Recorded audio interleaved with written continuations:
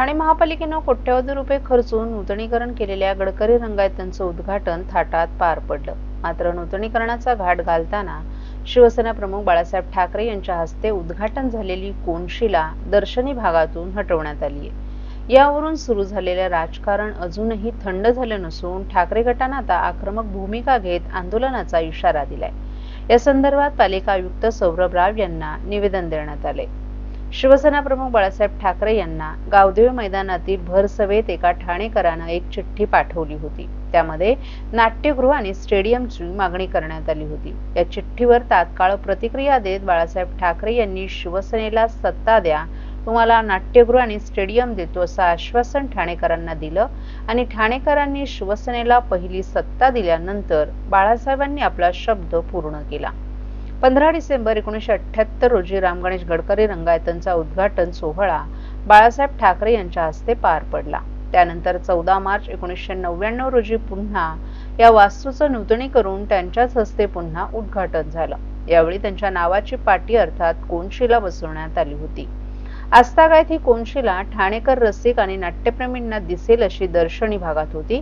मात्र आता गडकरी रंगायतांचं नूतनीकरण केल्यानंतर ही कोनशिला दर्शनी भागातून हटवून कोपऱ्यात लावण्यात आली आहे। त्यामुळे शिवसैनिकांच्या आणि ठाणेकरांच्या भावना दुखावल्या असल्याचा आरोप ठाकरे गटाचे माजी खासदार राजन विचारे यांनी केलाय। ही कोनशिला पूर्वीप्रमाणेच दर्शनी भागात लावावी अशी त्यांनी मागणी केली आहे। कोनशिला दर्शनी भागात न लावल्यास आंदोलनाचा इशाराही विचारे यांनी आयुक्तांना दिला आहे।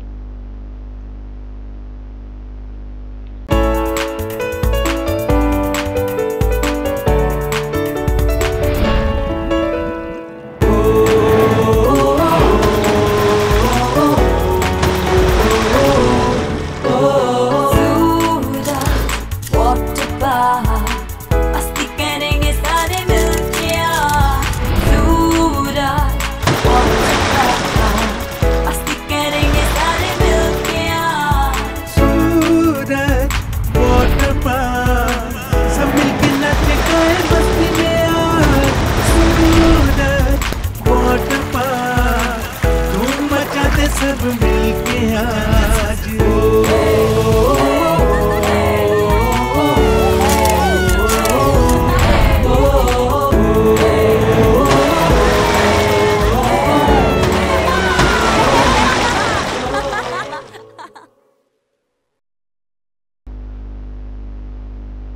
घोडबंदर रोड डोंगरीपाडा येथे गणपती मंदिर येथे एकता जनरल कामगार सेनेचा पदग्रहण सोहळा नुकताच आयोजित करण्यात आला होता। एकता जनरल कामगार सेनेचे अध्यक्ष प्रसाद घोरपडे तसंच प्रिया वाघेरा, एकता जनरल कामगार सेनेच्या चिटणीस घोडबंदर रोड यांच्या सहकार्याने हा कार्यक्रम आयोजित करण्यात आला होता।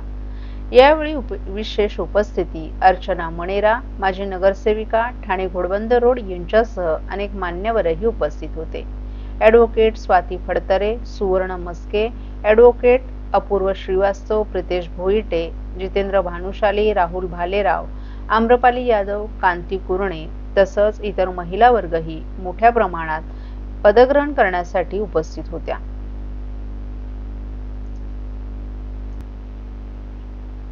ठाणे महापालिका क्षेत्रातील 5व्या दिवसाच्या गणेश मूर्तींचं विसर्जन काल भक्तिमय वातावरणात संपन्न झालं। यावर्षी महापालिका क्षेत्रात 5 दिवसांच्या 8,984 गणेश मूर्तींचं विसर्जन झालं असून त्यापैकी 4,811 मूर्ती शाडू मातीच्या तर 4,173 मूर्ती पीओपीच्या होत्या। पर्यावरण भिमुख गणेशोत्सवाची संकल्पना राबवून राज्यात पर्यावरण भिमुख गणेशोत्सवाचा आदर्श घालून देणाऱ्या ठाणे महापालिकेच्या पर्यायी गणेश विसर्जन व्यवस्थेअंतर्गत निर्माण करण्यात आलेल्या कृत्रिम तलावांमध्ये गणेश मूर्तींच्या विसर्जनाला भाविकांनीही यावर्षी चांगला प्रतिसाद दिला। त्याचप्रमाणे महापालिकेच्या गणेश मूर्ती स्वीकृत केंद्रांमध्ये प्राप्त झालेल्या एकूण 25 गणेश मूर्तींचं तसंच फिरत्या विसर्जन व्यवस्थेतील 62 गणेश मूर्तींचं विधिवत विसर्जन करण्यात आलं। उच्च न्यायालयाच्या आदेशानुसार 6 फुटांपर्यंतच्या मूर्तींचं विसर्जन कृत्रिम तलावात आणि त्यापेक्षा मोठ्या मूर्तींचं विसर्जन खाडी घाटांवर करण्यात येत आहे। काही भाविकांनी छोट्या मूर्तीही खाडीत विसर्जन करण्याचा आग्रह धरला। त्यांना कृत्रिम तलावात विसर्जन करण्यासाठी महापालिका तसंच पोलीस प्रशासनाच्या वतीनं वारंवार विनंती करण्यात येत होती। या पार्श्वभूमीवर 7व्या आणि 11व्या दिवशीही नागरिकांनी 6 फुटांपर्यंतच्या मूर्तींचं विसर्जन कृत्रिम तलावातच करावं असं आवाहन महापालिकेच्या वतीनं करण्यात आले. कृत्रिम तलाव, फिरते विसर्जन पथक, हौद, स्वीकृती केंद्र येथील सर्व मूर्तींचं विधिवत विसर्जन झाल्यावर पाण्याच्या तळाशी जमणाऱ्या मातीच्या गाळावर प्रदूषण नियंत्रण मंडळानं निश्चित केलेल्या कृती आराखड्यानुसार प्रक्रिया केली जाणार असल्याची माहिती मुख्य पर्यावरण अधिकारी मनीषा प्रधान यांनी दिली आहे. सर्व नागरिकांना आवाहन करण्यात येत आहे की सध्या डासांमार्फत पसरणाऱ्या डेंग्यू या आजाराचा प्रसार रोखण्यासाठी प्रत्येकाने पुढील प्रमाणे कार्यवाही करावी. डेंग्यू आजार एडिस इजिप्ती हा डास चावल्याने होतो. या डासांची पैदास साचलेल्या किंवा साचवलेल्या स्वच्छ पाण्यामध्ये होते. 8 दिवसांपेक्षा जास्त दिवस पाणी उघडे व साचून राहिल्यास त्यात डास अंडी घालतात. अंड्यांच्या अळ्या तयार होऊन पुढे डास तयार होतात. यासाठी आपल्या घरातील पाणी साठे, उदाहरणार्थ बॅरल्स, पिंपे, टाक्या, हौद, रांजणे इत्यादी दर आठवड्याला रिकामे करून घासून पुसून कोरडे करून पुन्हा भरावे. 1 दिवस कोरडा दिवस म्हणून पाळावा. पाणी साठ्यांना घट्ट झाकणे बसवावीत किंवा जुनी साडी, चादर, धोतर यांनी बांधून झाकून ठेवावीत, म्हणजे डास त्यात जाऊन अंडी घालणार नाहीत. घराच्या गच्चीवर, आजूबाजूला, अंगणात कोठेही पाणी साचू देऊ नये. भंगार सामान उघड्यावर टाकू नये. उदाहरणार्थ टायर्स, प्लास्टिक सामान, कुंड्या, टाकाऊ वस्तू इत्यादी. अशा सामानात पावसाचे पाणी साठून त्यात डेंग्यूच्या डासांची पैदास होते. घरातील कूलर्स, फ्रीजच्या पाठीमागील ट्रे हे देखील वेळोवेळी कोरडे करावेत. लक्षात ठेवा, नुसत्या फवारणीने डास घनता कमी होत नाही, तर त्यासाठी डास पैदास ठिकाणे नष्ट करणे ही आपल्या सर्वांची जबाबदारी आहे. कोणताही ताप अंगावर न काढता जवळच्या शासकीय रुग्णालयात मोफत औषधोपचार घ्या. अशा प्रकारे नागरिकांनी सहकार्य केल्यास डेंग्यूचा प्रसार रोखणे सहज शक्य आहे.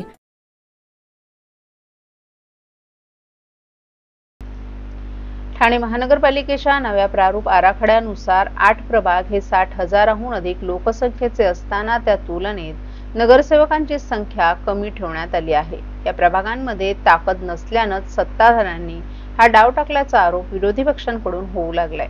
ठाणे महापालिकेनं प्रसिद्ध केलेल्या प्रभाग रचनेचा प्रारूप आराखडा 2017च्याच धर्तीवर आहे. त्यामुळे 4 सदस्यांचे 32 तर 3 सदस्यांचा 1 असे 33 प्रभाग तसेच ठेवण्यात आले. त्यामुळे निवडून येणाऱ्या नगरसेवकांची संख्याही 101 इतकीच राहणार आहे.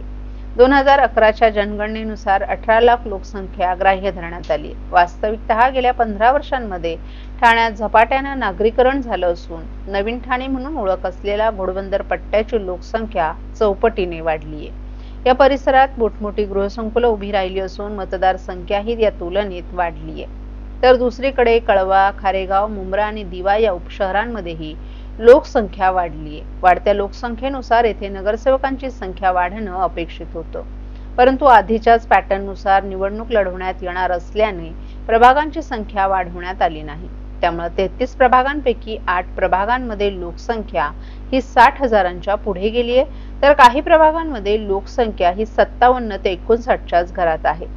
18 लाख लोकसंख्या ग्राह्य धरल्या 4 सदस्य पॅनल तयार करताना किमान 45 ते 55,000 लोकसंख्या असलेला एक पॅनल तयार होणं अपेक्षित आहे. जिथे सर्वाधिक लोकसंख्या आहे तो पट्टा सत्ताधाऱ्यांसाठी अनुकूल नसल्याचं बोललं जातं. त्यामुळे नगरसेवकांची संख्या सीमित ठेवण्यासाठी प्रभाग फुगीर करण्यात आल्याचं जाणकारांचं म्हणणं आहे. कळव्यातील अशा प्रभागांवर काही दिवसांपूर्वी राष्ट्रवादी शरद पवार गटाचे आमदार जितेंद्र आव्हाड यांनी नाराजीही व्यक्त केली होती.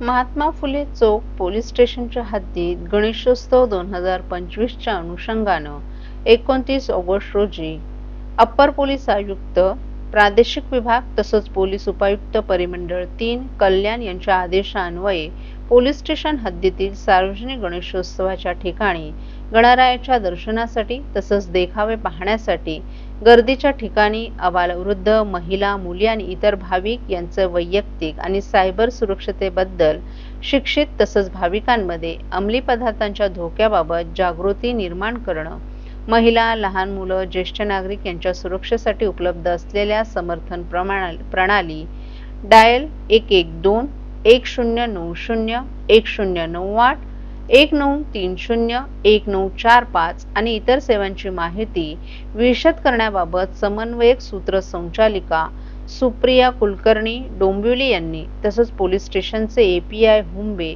तसंच पोलीस उपायुक्त परिमंडळ 3 कार्यालय येथील पोलीस हवालदार राठोड, पोलीस निरीक्षक बाचकर, पोलीस शिपाई लगस तसंच गोपनीय विभागाचे पोलीस हवालदार महाजन, पोलीस हवालदार माळी असे एक सार्वजनिक गणेशोत्सव मंडळ येथे भेट देऊन जनजागृती करण्यात आली।